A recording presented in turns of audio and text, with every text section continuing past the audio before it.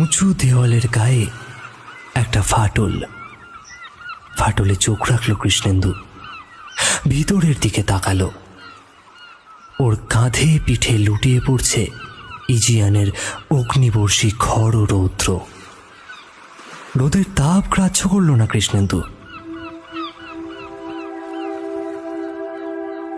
Aegean সাগরের সুনীল জলরাশির বুকে এক টুকরো নুড়ির মতো ছোট্ট এই দ্বীপটি। এই অখ্যাত অজানা দ্বীপে এই বিশাল পাঁচিল তৈরি করলো কারা? উঁচু পাঁচিলের আড়ালেই বা কি রহস্য লুকিয়ে রয়েছে? আসলে এটা জানবার জন্যই তো কৃষ্ণেন্দুর এখানে আগমন। দেওয়ালটার ওপারে একটা ছোট্ট ঝর্ণা ঝিরঝির করে বয়ে চলেছে। ঝর্ণাটার পাশে দুটো মূর্তি দাঁড়িয়ে রয়েছে, মা আর ছেলে। মায়ের কোলে উঠবার চেষ্টা করছে ছেলেটি। পাথরের তৈরি মূর্তি দুটি, কিন্তু পাথর এত দূর থেকে ঠিক বোঝা যাচ্ছে না, তাই পকেট থেকে একটা ছোট্ট দূরবীন বের করলো কৃষ্ণেন্দু। এবার ফাটলের মধ্য দিয়ে তাকিয়েই চমকে উঠল সে। কি অপূর্ব সুষমা মণ্ডিত পাষাণময়ী নারী মূর্তি! মাথাটা একটুখানি হেলানো আর চোখ দুটি বিস্ফারিত। গভীর বিস্ময়ে প্রাণহীন পাষাণ চোখ দুটি যেন তাকিয়ে রয়েছে এক মহা রহস্যের দিকে। এদিকে মায়ের হাঁটু ধরে কোলে উঠবার চেষ্টা করছে ছেলেটি। একটা দুরন্ত দামাল ছেলে যেন মাকে দেখতে পেয়ে ছুটে এসে ঝাঁপিয়ে পড়তে চাইছে মায়ের কোলে। তার গতিবেগ, দেহভঙ্গিমা, অপার আনন্দ সবকিছুকেই একেবারে নিখুঁতভাবে ফুটিয়ে তুলেছেন ভাস্কর। বলতে গেলে মূর্তি দুটি যেন জীবন্ত।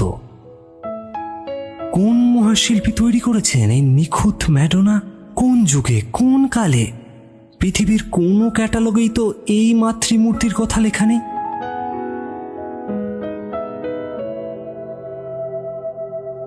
কোন রকম পূর্ব পরিকল্পনা না নিয়েই হঠাৎই এই নাম না জানা দ্বীপভূমিতে কৃষ্ণেন্দু এসে পড়েছে। ইংল্যান্ডে পড়াশোনা করতে এসেছিল। পড়াশোনা শেষ হয়ে দেশে ফেরবার আগে একবার কন্টিনেন্টটা ঘুরে বেড়াবার ইচ্ছা হলো তার মনে। ইতিহাসের ছাত্র, তাই প্রাচীন ইউরোপীয় সভ্যতার লীলাভূমি রোম আর গ্রিস সম্পর্কে তার মনে কৌতূহল প্রচুর ছিল। তাই ফ্রান্সের মার্সাই থেকে ইতালির রোম, তারপর দ্রুতগতিতে ইতালি ঘুরে ও এসে পৌঁছল গ্রিসের রাজধানী এথেন্সে। গ্রিসের মূল ভূখণ্ড থেকে যাত্রীবাহী জাহাজ ইজিয়ান সাগরের দ্বীপপুঞ্জে যাতায়াত করে। এমনই একখানা জাহাজেই কৃষ্ণেন্দু চেপে বসল। জাহাজখানা একেবারে জরাজীর্ণ। কোনো রকমে ধুঁকতে ধুঁকতে ইজিয়ানের সুনীল জলরাশি ভেদ করে এগিয়ে চলেছিল দ্বীপ থেকে দ্বীপান্তরে। লেসবাস থেকে শিয়াস, শিয়াস থেকে স্যামাস, তারপর সেখান থেকে ইয়াকিয়া দ্বীপ ছুঁয়ে জাহাজখানা এগিয়ে চলেছিল দক্ষিণে সাইক্লাটিস দ্বীপমালার দিকে। প্রাচীন প্রাচ্যের সংস্পর্শে এসে ইজিয়ান সাগরের দ্বীপমালায় সভ্যতা স্ফুরণ ঘটেছিল সুপ্রাচীনকালেই। গ্রিক পুরাণের অনেক দেবতারই বিচরণ ভূমি এই দ্বীপগুলো। প্রত্নতাত্ত্বিক সম্পদের দিক থেকে দেখতে গেলেও এই অঞ্চলের অনেক দ্বীপই খুব সমৃদ্ধ। দ্বীপ থেকে দ্বীপান্তরে ঘুরতে ঘুরতে কৃষ্ণেন্দু কিছু কিছু প্রত্নতাত্ত্বিক নিদর্শনও সংগ্রহ করেছিল। ইয়াকিয়া থেকে জাহাজ ছাড়বার পর সমুদ্রে ছোটখাটো একটা ঝড় উঠল। ঝড়ের সময় ইঞ্জিন বন্ধ করে দেওয়া হলো। বাতাসের ধাক্কায় জাহাজ যাচ্ছিল দক্ষিণ পশ্চিম দিকে। ঝড় থামতে ইঞ্জিন আবার চালু করা হলো। পুরনো হাঁফানি রোগীর মতো কাশতে কাশতে ইঞ্জিনখানা আবার জরাজীর্ণ জাহাজখানাকে চালিয়ে নিয়ে চলল। জাহাজে রেডিও ছিল না, কিন্তু এ নিয়ে ক্যাপ্টেনের মনে কোনো চিন্তা ভাবনাই ছিল না। কেননা অসংখ্য দ্বীপে ভরা ইজিয়ান সাগরে দিকভ্রষ্ট হয়ে কেই বা হারিয়ে যায়। সাগরের সুনীল জলরাশি ভেদ করে একটা জলের পোকার মতো জাহাজখানা এগিয়ে চলেছে। হঠাৎই সমুদ্রের দূর দিগন্ত সীমায় নুড়ির মতো এই ছোট্ট দ্বীপটা কৃষ্ণেন্দুর নজরে এলো। চোখে বাইনোকুলার লাগিয়ে চমকে উঠল। একটা বিরাট উঁচু পাঁচিল দেখা যাচ্ছে এখানে। দ্বীপের প্রায় অর্ধেক অংশই আড়াল করে রেখেছে এই উঁচু দেওয়ালটা। এই কোন দ্বীপ? কৌতূহলী হয়েই ক্যাপ্টেনের খুঁজে পা বাড়ালো কৃষ্ণেন্দু। ক্যাপ্টেন ডেকেই ছিলেন, কয়েকজন লস্করকে কি যেন নির্দেশ দিচ্ছিলেন। মিস্টার ক্যাপ্টেন, দূরে একটা ছোট দ্বীপ দেখা যাচ্ছে যে। পাঁচিল, একটা বিরাট উঁচু পাঁচিলও দেখতে পাচ্ছি। ও কিছু নয়, অল্প কয়েক ঘর গরিব লোক ওই দ্বীপে থাকে। ওরা ছাগল চড়িয়েই দিন গুজরান করে। দ্বীপটার কোনো নাম পর্যন্ত নেই। কিন্তু একটা বিরাট উঁচু পাঁচিল দেখা যাচ্ছে যে। আরে এই নিন, দেখুন না। ক্যাপ্টেনের দিকে বাইনোকুলারটা এগিয়ে ধরল কৃষ্ণেন্দু। না না, দেখবার দরকার নেই। ও একটা ধ্বংসাবশেষ। ইজিয়ানের দ্বীপগুলোতে তো এরকম কতই দেখা যায়। আচ্ছা, একবার যাওয়া যায় না ওখানে? ওখানে যাবেন? গিয়ে কি করবেন? ওখানে কোনো জাহাজ ঘাট নেই, ও দ্বীপে কেউ যায় না। ও দ্বীপ আপনার পছন্দ হবে না। হোটেল নেই, ইলেকট্রিসিটি নেই। তাছাড়া আমি ওই পাঁচিলটার ওপাশে কি আছে তা দেখতে চাই। পাঁচিলের ওপাশে কিছু নেই। এ খুব পুরনো জায়গা, সভ্যতার সব চিহ্নই বহুকাল ধুয়ে মুছে গেছে। আমি পাঁচিলটা দেখব, কিন্তু জাহাজ তো দ্বীপে যাবে না। বেশ, তো আমাকে একখানা নৌকা দিন, তাহলে আমি একলাই ঘুরে আসবো দ্বীপ থেকে। কিন্তু দ্বীপটা তো অনেক দূরে, আপনি যাবেন আসবেন, অনেক সময় তো চলে যাবে।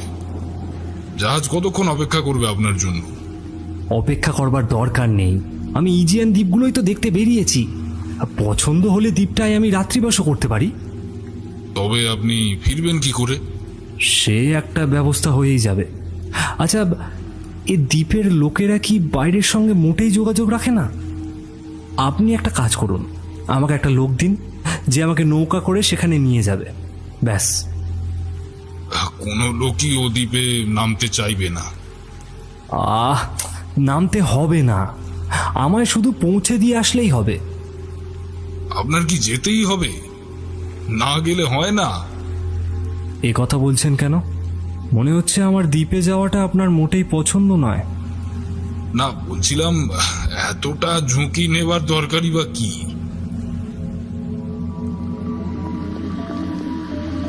শেষ পর্যন্ত একজন মাল্লাকে সঙ্গে নিয়ে জাহাজ থেকে নৌকো করে বেরিয়ে পড়ল কৃষ্ণেন্দু। কৃষ্ণেন্দুকে দ্বীপে পৌঁছে দিয়ে মাল্লাটা যেভাবে পরিমরি করে নৌকা নিয়ে চলে গেল, তাতে বেশ অবাকই হলো কৃষ্ণেন্দু। তার সামনে এখন নির্জন গ্রামের পথ। ঘাটে কয়েকটা পালতোলা নৌকা দেখা যাচ্ছে। এই নৌকাগুলোই বোধহয় বাইরের জগতের সঙ্গে এই নামহীন দ্বীপের একমাত্র যোগসূত্র। সামনে একটা সরাইখানা দেখা যাচ্ছে না? একটু দূরে নিচু পাহাড়গুলোর গায়ে আর মাথায় ছাগল চড়ছে। না, ক্যাপ্টেন বোধ করি ঠিক কথাই বলেছেন, এটা একটা পুরনো আর ভুলে যাওয়া দ্বীপ। ইজিয়ান মালবের দ্বীপমালায় একদা যে মহান সভ্যতার স্ফুরণ ঘটেছিল, তার মূল স্রোত এ দ্বীপ থেকে এখনো বহু দূরে। এখানে বোধহয় কোনোদিন সভ্য মানুষের পদপাতও ঘটেনি। কিন্তু পরক্ষণেই কৃষ্ণেন্দুর পাঁচিলটার কথা মনে পড়ল। অত বড় বিশাল পাঁচিল, যা দ্বীপের প্রায় অর্ধেকটাই ঢেকে রয়েছে, সেটা তৈরি করলো কারা? কারিগরি বিজ্ঞানে উন্নত মানুষ ছাড়া তো এমন স্থাপত্যকর্ম কেউ করতে পারবে না। না, কৌতূহল ক্রমশ বেড়েই যাচ্ছে তার। এ দ্বীপে এসে সে ঠিক কাজই করেছে। দ্বীপের একমাত্র সরাইখানাটায় উঠল কৃষ্ণেন্দু। যেমন দ্বীপ তার তেমন সরাইখানা। খদ্দেরের ভিড় একদমই নেই। এক কাপ গরম ছাগলের দুধ খেয়ে কৃষ্ণেন্দু বেরিয়ে পড়ল। একবার পাঁচিলটার দিকে ঘুরে আসা যাক। সরাইখানা থেকে খানিকটা দূরে একটা গোল টিলা, আর তার ঠিক ও পাশে পাঁচিলটা দেখা যাচ্ছে। সেখান থেকে কৃষ্ণেন্দু সার্ভে শুরু করলো। পাঁচিল বরাবর হাঁটতে লাগলো। উদ্দেশ্য একটাই, ভেতরে ঢুকবার গেটটা খুঁজে বের করা।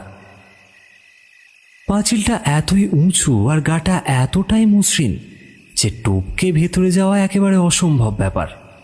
কিন্তু না, পাঁচিলটার গায়ে কোথাও কোনো দরজাও তো নেই। কোনো জায়গায় ভেঙে গিয়ে ঢোকবার কোনো পথ তো তৈরি হয়নি। মোট কথা, ঘেরা জায়গাটা একটা উপদ্বীপাকৃতি ভূখণ্ড।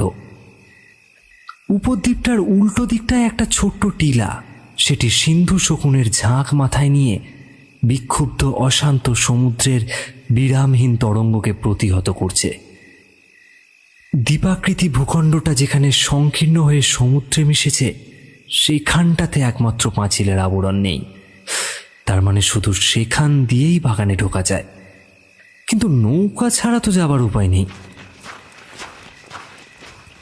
প্রায় গোটা পাঁচিলটা ঘুরে হতবুদ্ধি হয়ে ফিরে আসছিল কৃষ্ণেন্দু, কিন্তু হঠাৎ একটা জলের মৃদু কলতান শুনতে পেল। শব্দটা উঁচু দেওয়ালের ভেতর থেকে আসছে। দেওয়ালটার দিকে তাকিয়ে ফাটলটা আবিষ্কার করলো কৃষ্ণেন্দু। তারপর দূরবীনে চোখ দিয়ে ভেতরে তাকিয়ে সে স্তম্ভিত হয়ে গেল। এই দ্বীপে আসা তার সার্থক হয়েছে। গ্রিক ভাস্কর্যের কি অপরূপ নিদর্শন ভেতরে লুকিয়ে! কি সার্থক শিল্প সৃষ্টি না দেখে ফেলল সে। ফাটল থেকে একেবারে চোখ সরাতে পারল না কৃষ্ণেন্দু। কিন্তু কি আশ্চর্য, পৃথিবীর কোনো পুঁথিপত্রেই তো এই আশ্চর্য মাতৃমূর্তির বিবরণ নেই। তার মানে কি এ দ্বীপে কোনোদিনও কোনো অনুসন্ধানী আসেননি? এশিয়া বা ইউরোপের মূল ভূখণ্ড থেকে এ দ্বীপ বেশি দূরে তো নয়, আর পথও তো এমন কিছু দুর্গম বলে মনে হলো না। কিন্তু ঘটনা এই যে, এই নাম না জানা দ্বীপখণ্ডের উঁচু পাঁচিলের আড়ালে যে অপূর্ব ভাস্কর্যের নিদর্শন রয়েছে, তা বাইরের দুনিয়ার মানুষের কাছে একেবারেই অজানা। একটা একটা আবিষ্কারের আনন্দে কৃষ্ণেন্দুর বুকটা দুলে উঠল। সভ্য জগৎ এবার জানবে এই মাতৃমূর্তির কথা। কৃষ্ণেন্দু পাবে সেই আবিষ্কারের গৌরব। মা আর ছেলের মূর্তি দুটো সেখান থেকে নিয়ে যাবে। মূর্তি দুটোর প্রকৃত স্থান এখানে নয়, পৃথিবীর কোনো এক বিখ্যাত জাদুঘরে। কিন্তু এই পাঁচিল ঘেরা বাগানের মালিককে, তার সঙ্গে তো আগে কথাবার্তা বলতে হবে। মালিক হয়তো জানেনই না মানুষের শিল্প সৃষ্টির ইতিহাসের মূল্যবান রত্ন এখানে পড়ে আছে।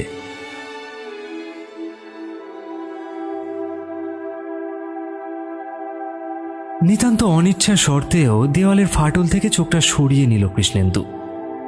তারপর গ্রামের দিকে পা চালালো। ধুলোয় ভরা পথ চলতে চলতে মা আর ছেলের কথাই বারবার তার মনে আসতে লাগলো। এই মূর্তি দুটির ভাস্কর নিঃসন্দেহে দেবদুর্লভ শিল্প প্রতিভার অধিকারী, কিন্তু কে সেই মহান শিল্পী? গ্রামে এসে সরাইখানার সামনে থামল কৃষ্ণেন্দু। উফ, ধুলোয় বালিতে জুতো জোড়ার একেবারে বিচ্ছিরি অবস্থা হয়েছে। জুতোর মধ্যেও বালি আর কাঁকড় ঢুকে গেছে। নিজের কামরায় এসে ব্যাগ থেকে কালি আর বুরুশ বের করলো কৃষ্ণেন্দু। আমি করে দিচ্ছি। চমকে উঠে মুখ তুলল কৃষ্ণেন্দু। দরজায় একটা ছেলে দাঁড়িয়ে আছে। তার এক হাতে একখণ্ড ছেঁড়া ন্যাকড়া, আর অন্য হাতে জুতো পালিশের সরঞ্জাম। কৃষ্ণেন্দুর অনুমতির অপেক্ষাই করল না ছেলেটা, সোজা এসে জুতো পালিশ করতে লেগে গেল। খাটের ওপর বসে কৃষ্ণেন্দু তাকিয়ে রইল ছেলেটার দিকে। বয়স কত হবে? 15। বেশ শক্ত সামর্থ্য চেহারা, বয়সের তুলনায় অবশ্য একটু বেঁটে। আগের যুগে হলে ছেলেটি কোনো চিত্রশিল্পী বা ভাস্করের মডেল হতে পারত। ছেলেটির মাথার গড়নও চমৎকার। মাথা ভরা কোঁকড়া চুল, দুথোকা চুল এসে লুটিয়ে পড়েছে কপালের দুপাশে। যেন পশুপাল আর বনভূমির গ্রিক অধিদেবতা প্যানের ছোট ছোট দুটো শিং। একেবারে খাঁটি গ্রিসিয়ান প্রোফাইল ছেলেটার। কিন্তু না, মস্ত একটা খুঁত রয়েছে তার দেহে। নাকের পাশ থেকে উপরের ঠোঁটের কোণা পর্যন্ত একটা গভীর ক্ষত চিহ্ন রয়েছে। ক্ষতটার ফলে চামড়ায় টান পড়ে উপরের ঠোঁটটার ডান পাশে একটু উঠে গেছে। সেখান থেকে মুক্তোর মতো সাদা দাঁতের ঝলক দেখা যাচ্ছে। না, অতীতের কোনো শিল্পী প্যান দেবতার মডেল হিসেবে এই ছেলেকে নির্বাচন করবে না। এই যে ছোকরা, বলছি ওই গ্রামের বাইরে পাঁচিল ঘেরা বাগান বাড়িটা, ওটার মালিক কে বলতে পারবে? গ্রিক ভাষায় কৃষ্ণেন্দু প্রশ্ন করল। ইংল্যান্ডে পড়াশোনা করবার সময় সে ভালো করে গ্রিক আর ল্যাটিন ভাষা শিখেছিল। হ্যাঁ। একটা ছায়া যেন নেমে এলো তার দুটো কালো চোখে। আস্তে আস্তে সে মাথা নাড়ালো। তুমি নিশ্চয়ই জানো, দ্বীপের গোটা দক্ষিণ দিকটা জুড়েই তো পাঁচিলটা। মানে ভেতরের বাগান বাড়ির মালিক কে? কারা থাকে ওখানে? ও পাঁচিল ঘেরা বাগানটা চিরকালই এখানে আছে। চিরকাল মানে তো অনেক সময়। সম্ভবত তোমার বাবা মা জানেন। আমার বাবা নেই, মাও নেই, কেউই নেই, আমি একলা। শুনে খুব দুঃখ পেলাম। আচ্ছা, তুমি কি সত্যি জানো না যে বাগান বাড়িতে কারা থাকে? একলা। কি কি বললে? গর্ডন? মানে তুমি বলছো গর্ডন নামে একজন ইংরেজ পরিবার ওখানে থাকে? তারা ইংরেজ নয়। তবে? আচ্ছা, আমি ও বাড়ির লোকেদের সঙ্গে দেখা করতে চাই।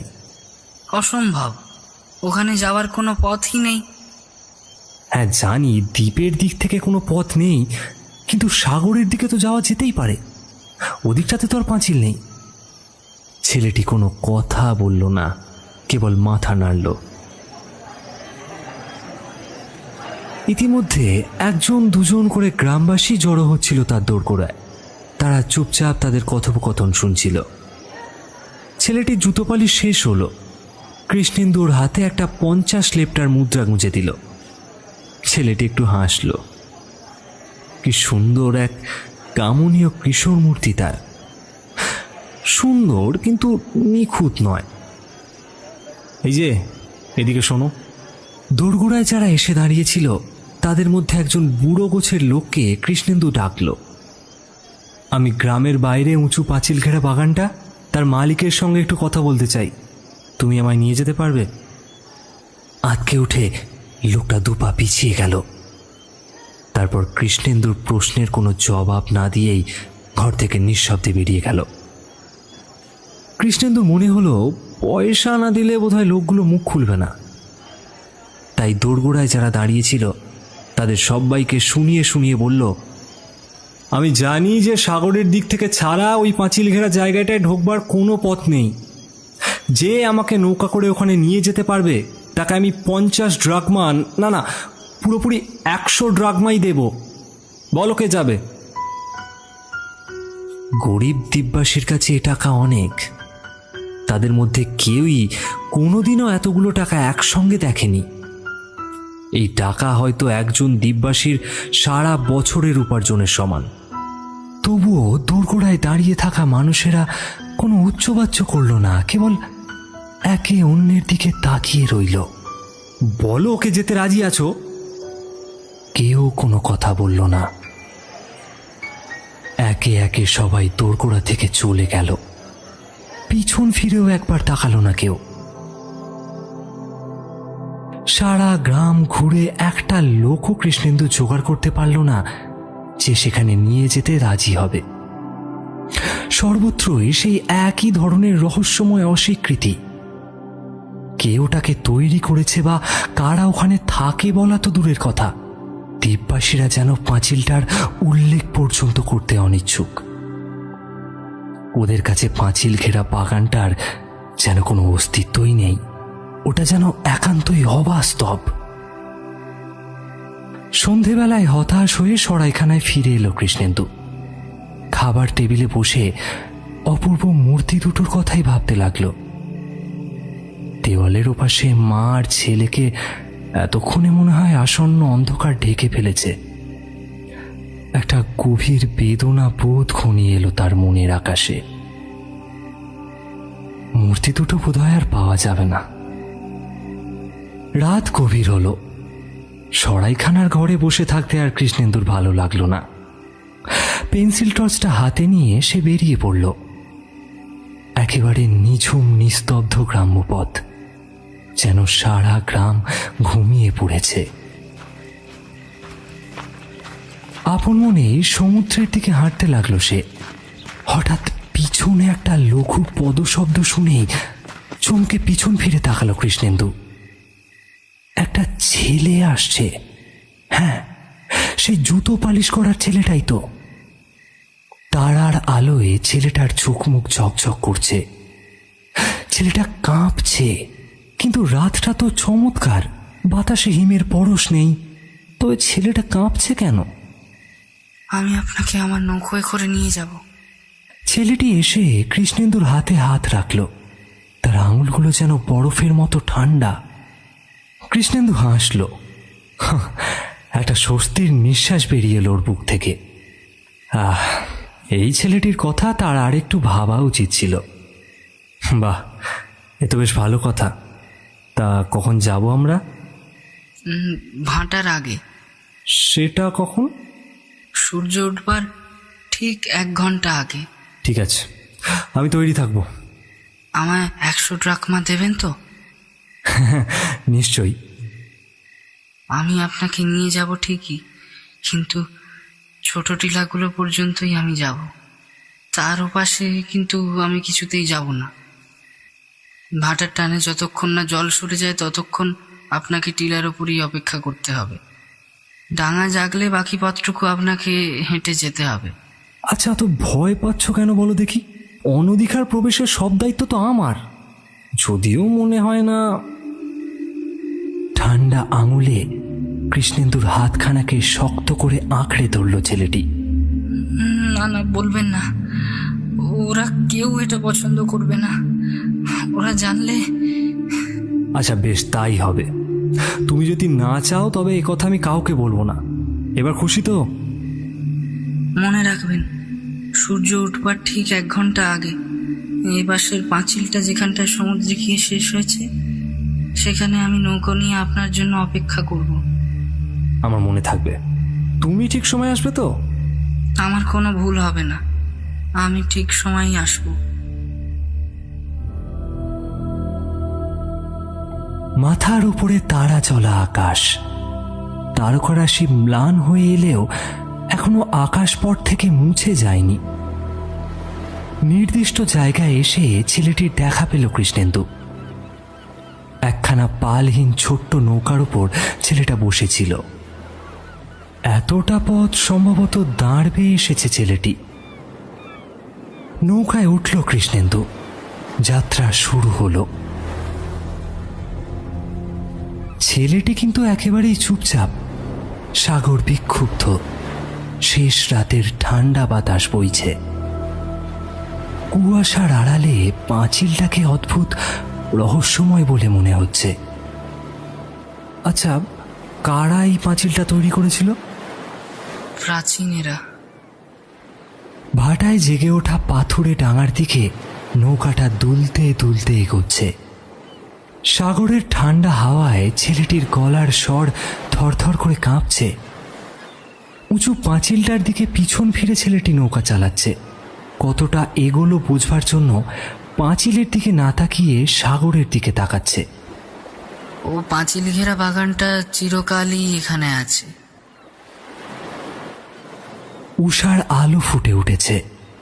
আকাশে তারার মালা এতক্ষণে অদৃশ্য হয়ে গেছে।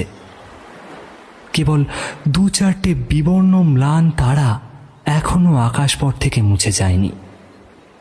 প্রত্যুষের তরল অন্ধকারে এগিয়ে আসা দেওয়ালটার দিকে তাকিয়ে কৃষ্ণেন্দু ভাবতে থাকল, দেওয়ালটা যে বহু পুরনো তাতে কোনো সন্দেহ নেই। গ্রিক সভ্যতার স্ফুরণের প্রথম যুগেই বোধহয় পাঁচিলটা তৈরি হয়েছিল। আর ওই মা আর ছেলে, সেও বোধহয় সেই যুগেরই কোনো মহান শিল্পীর সৃষ্টি।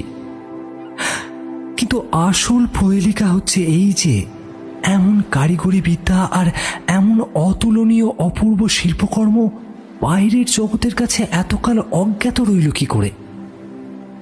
যুগ যুগ ধরে কালের ভ্রুকুটি অগ্রাহ্য করে এই অজানা দ্বীপের বুকে উঁচু দেওয়ালটা যেন সগর্বে দাঁড়িয়ে রয়েছে।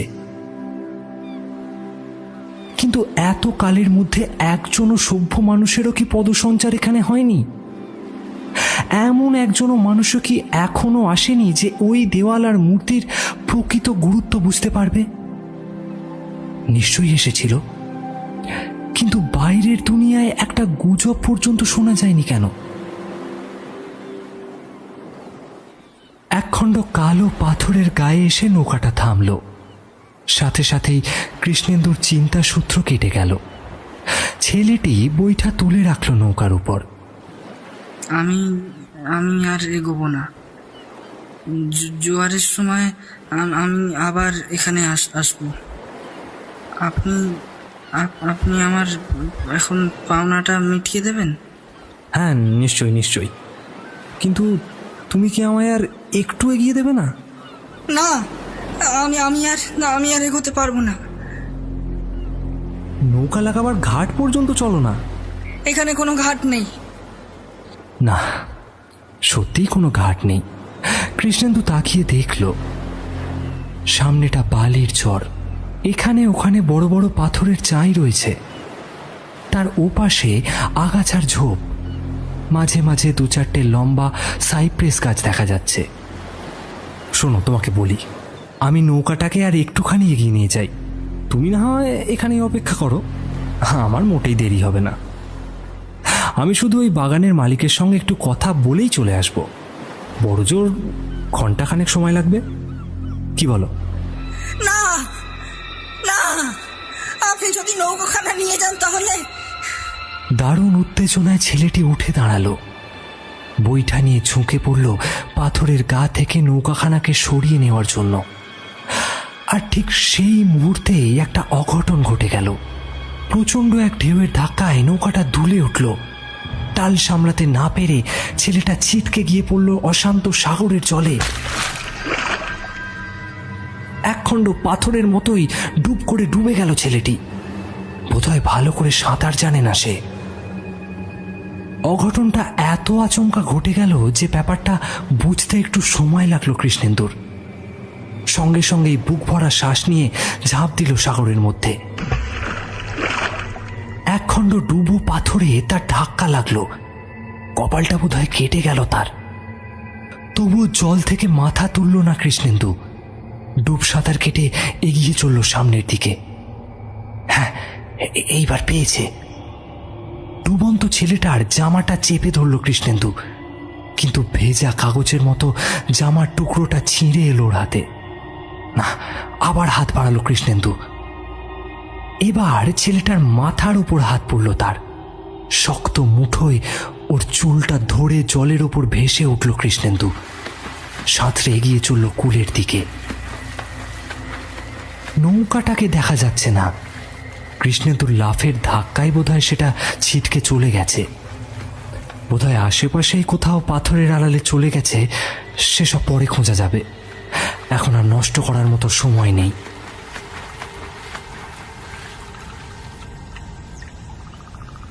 একশো গজ দূরেই পাঁচিলের দুটো হাতার মাঝখানে বালির জায়গাটা। জল থেকে যখন উঠে এলো তখন ছেলেটা দুর্বলভাবে কাশছে। তার নাক মুখ থেকে ঝরে পড়ছে সাগরের নোনা জল। অনেকটা জল খেয়ে ফেলেছে ছেলেটা। ওর অর্ধ অচেতন দেহটাকে নিয়ে কূলে উঠে এলো কৃষ্ণেন্দু। তারপর জলের সীমা থেকে দূরে বালির উপর ওকে শুইয়ে দিল। ছেলেটা আস্তে আস্তে চোখ খুলল। তারপর হতবুদ্ধির মতো তাকিয়ে রইল কৃষ্ণেন্দুর দিকে। তোমার কোনো ভয় নেই, তুমি এক্ষুনি ঠিক হয়ে যাবে। আচ্ছা, তুমি একটু বসো এখানে। হ্যাঁ, আমি দেখি তোমার নৌকাটা কোথায় গেল। ভাগ্যটা বোধহয় ভালোই আছে, নৌকাখানা এখনো বারদরিয়ায় ভেসে যায়নি। একখণ্ড পাথরের চাইয়ের ওপাশে নৌকাখানাকে দেখতে পেল কৃষ্ণেন্দু। ঢেউয়ের তালে তালে সেটা উঠছে আর পড়ছে। সেখানে গিয়ে নৌকায় উঠে বসল সে। তারপর বৈঠা দিয়ে জল কেটে এগিয়ে চলল। দিগন্তের সাগরের বুকে সূর্যোদয় হচ্ছে। বাতাসের বেগ স্থিমিত। বাতাস যেন কানে কানে কি কথা বলতে চাইছে। সত্যি এ এক অপূর্ব অনুভূতি। নৌকা নিয়ে কূলে এসে পৌঁছল কৃষ্ণেন্দু, কিন্তু ছেলেটা কোথায়? এদিক ওদিক তাকিয়ে দেখতে পেল একটা পাথরে হেলান দিয়ে সে দাঁড়িয়ে আছে, ঘাড়টা ঘোরানো, বাগানের দিকে তাকিয়ে গভীর মনোযোগের সঙ্গে কি যেন দেখছে সে। কি হে, এখন খানিকটা ভালো বোধ করছো তো?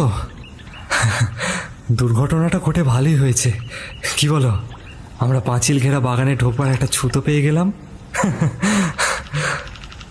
কিন্তু ছেলেটির কাছ থেকে কোনো জবাব এলো না। ওর একটা চুল পর্যন্ত নড়ল না। যেমন ভঙ্গিতে দাঁড়িয়েছিল তেমনই অসাড় হয়ে রইল। আচ্ছা, আমার কথা কি তুমি শুনতে পাচ্ছ না? এই যে, বলতে বলতে তার কাঁধে হাত রাখলো কৃষ্ণেন্দু। সঙ্গে সঙ্গেই হাত সরিয়ে নিল সে। এ কি অবিশ্বাস্য ব্যাপার! নিদারুণ বিস্ময়ে বালির চরের দিকে তাকালো কৃষ্ণেন্দু। ওই তো, ওখানেই তো বালির উপর ছেলেটিকে শুইয়ে রেখেছিল সে। ভিজে বালির উপর দাগ এখনো স্পষ্ট। ওখান থেকে উঠে এসে ছেলেটি পাথরখণ্ড পর্যন্ত এগিয়ে এসেছে। বালির উপর এখনো তার দুপায়ের ছাপ দেখা যাচ্ছে। ঘাড় হেলিয়ে কি দেখছে ছেলেটি? তার ঠোঁট দুটো ফাঁকা, দু চোখ একেবারে বিস্ফারিত হয়ে রয়েছে। সারা মুখে এক অতলান্ত অতল বিস্ময়ের ছাপ। পাশে আর এক সারি পায়ের ছাপ দেখা যাচ্ছে। বাগানের দিক থেকে লঘু পথ সঞ্চারে কে যেন পাথরখণ্ডের ওপার পর্যন্ত এসেছে। এই পাদুকাহীন নগ্ন পদচিহ্ন নিশ্চয়ই কোনো নারীর। ছেলেটির অবস্থা দেখে আর রহস্যময় পদচিহ্নের দিকে তাকিয়ে কৃষ্ণেন্দু মুহূর্তের মধ্যেই ব্যাপারটা বুঝে ফেলল। এটা তার অনেক আগেই বোঝা উচিত ছিল। নিজেকে ধিক্কার জানালো সে। ইতিহাসের ছাত্র হিসেবে প্রাচীন গ্রীসের পৌরাণিক কাহিনী আর কিংবদন্তির সম্পর্কে যথেষ্ট জ্ঞান আছে তার। বালির চরের রহস্যময় নারী পদচিহ্ন দেখে তার এক ভয়ঙ্কর কিংবদন্তির কথা মনে পড়ে গেল। গর্গান্স! এ কি গ্রিক পুরাণের সেই গর্গান্সদের দ্বীপ? গর্গান্সরা হলো গ্রিক পুরাণের তিনটি ভয়ঙ্কর দানবী, মেডুসা, ইউরিয়েল আর স্থেনো। এই তিন বোনের নাম একদা মহা আতঙ্কের সৃষ্টি করেছিল মানুষের মনে। ওদের মাথায় নাকি চুলের বদলে ছিল কতগুলো জীবন্ত সর্প। এমনই ভয়ঙ্করী আর কুদর্শনা ছিল তারা যে মানুষ তাদের দিকে তাকাতে পারত না। গ্রিক পুরাণে বলে তাদের মুখের দিকে যেই তাকাতো সে নাকি পাথরে পরিণত হতো। সকালের নরম সেই সোনালি আলোয় হতবুদ্ধির মতো দাঁড়িয়ে রইল কৃষ্ণেন্দু। তার মাথায় সিন্ধু শকুনের অনর্গল চিৎকার শুনতে পাচ্ছে সে। তিন পাশে অশান্ত ইজিয়ান সাগরের গর্জন তার কানে ভেসে আসছে। কৃষ্ণেন্দু এবার পরিষ্কার বুঝতে পারছে কারা এই পাঁচিল তৈরি করেছিল আর কেনই বা তৈরি করেছিল। কেন দ্বীপের অবশিষ্ট অংশ থেকে এই বাগানটা বিচ্ছিন্ন। এই বাগান তিনটে গর্গেন্সের বিচরণ ভূমি। গ্রিক পুরাণ বলে মহাবীর পার্সিউস মেডুসাকে নিহত করেছিলেন, কিন্তু আর বাকি দু বোন ইউরিয়েল আর স্থেনো, সেই দুটো বোন কি আজও বেঁচে রয়েছে? ওরা কি অমর? হায় ভগবান, এ তো অসম্ভব। এ তো একটা পুরনো কাহিনী, একটা কিংবদন্তি মাত্র। কিন্তু চোখের সামনে যা দেখা যাচ্ছে তা তো কেবল নিছক কিংবদন্তি বলে মনে হচ্ছে না, এ তো ভয়ঙ্কর সত্য। দারুণ আতঙ্কে কৃষ্ণেন্দু তাকালো সামনের স্থির মূর্তিটির দিকে। একখণ্ড পাথরে হেলান দিয়ে দাঁড়িয়ে আছে সেই অচল দেহটি। ঘাড়টা হেলানো, ঠোঁটটা ফাঁকা, চোখ দুটো সেই একইভাবে বিস্ফারিত। সারা মুখে অতলান্ত বিস্ময়ের ছাপ। কপালের দুপাশের শিলীভূত দুথোকা চুল যেন প্যানদেবের দুটি হ্রস্ব শৃঙ্গ। মাথার গড়ন নিখুঁত, ঠিক যেন একটা সার্থক গ্রিক ভাস্কর। মসৃণ কাঁধের ওপর এখনো ফোঁটা ফোঁটা নোনা জল দেখা যাচ্ছে। ছিন্ন শার্ট থেকে এখনো সমুদ্রের লবণাক্ত জল ঝরে পড়ছে। কিন্তু মূর্তিটা নিখুঁত নয়। নাকের পাশ থেকে উপরের ঠোঁটের কোণ পর্যন্ত একটা ক্ষত চিহ্ন। ডান পাশে পাথরের ঠোঁটটা একটু উঠে গিয়েছে, ফলে দেখা যাচ্ছে ছেলেটির সেই মুক্তের মতো দাঁত।